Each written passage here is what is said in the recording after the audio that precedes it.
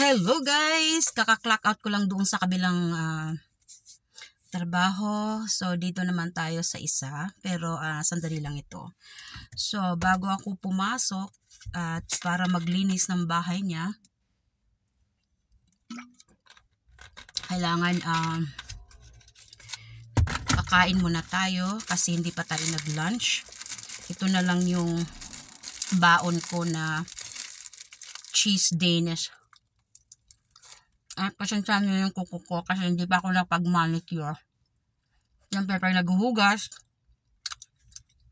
nabubura yung nail polish. Pero mamaya, dahil lalabas kami ng asawa ko,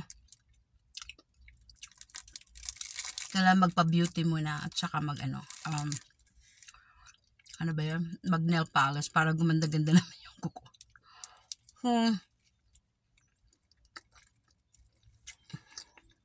Wala akong napkin. Yan pa naman. May dala akong paper towel. Sa kotse. Saka hindi pag nag-ano. Kumisa kasi yung client ko, wala siyang paper towel. So, paano ko naanuhin yung mga salamin niya pag walang paper towel. So, dadalam na rin ako. Makulimlim ngayon, guys. Kanina umuulan eh. Pero ano, nang init.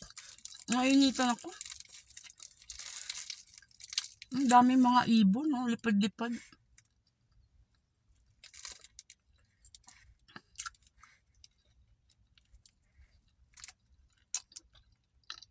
Kailangan kasi kumain ako ng matamis kasi magda-drop yung ano ko, yung sugar. Ang kalabasan is ano, ba tawag doon?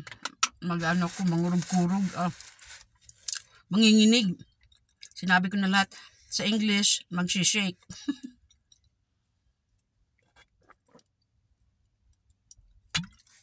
Ay, naku po. Siyempre, lahat ito bawal.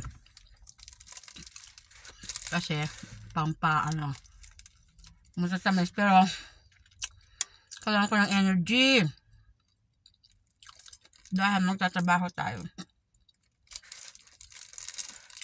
Kung walang energy, hindi tayo hindi tayo makakapagtrabaho.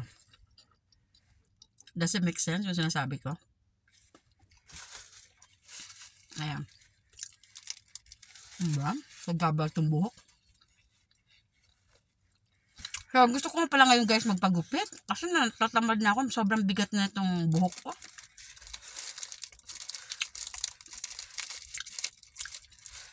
Pero hindi ko pa sure kasi pag mahabang buhok bagay sa akin. Pero pag kayong maiksi, ako po, lalo magiging muna yung mukha ko.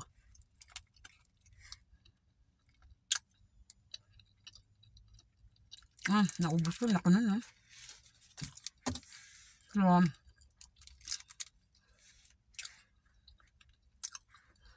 I'm hoping na makapag-live ako mamaya, guys. Pero, dahil, siyempre minsan napakapagod, no? Marami pa akong labahin sa bahay. Mga damit ko, wala na ako susuot. Kasi dito, guys, pag winter, ang dami mong suot. Minsan, ilang layer, mga 5 layer.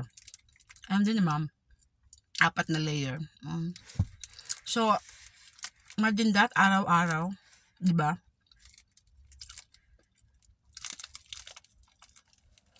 Parang lang. Bye guys.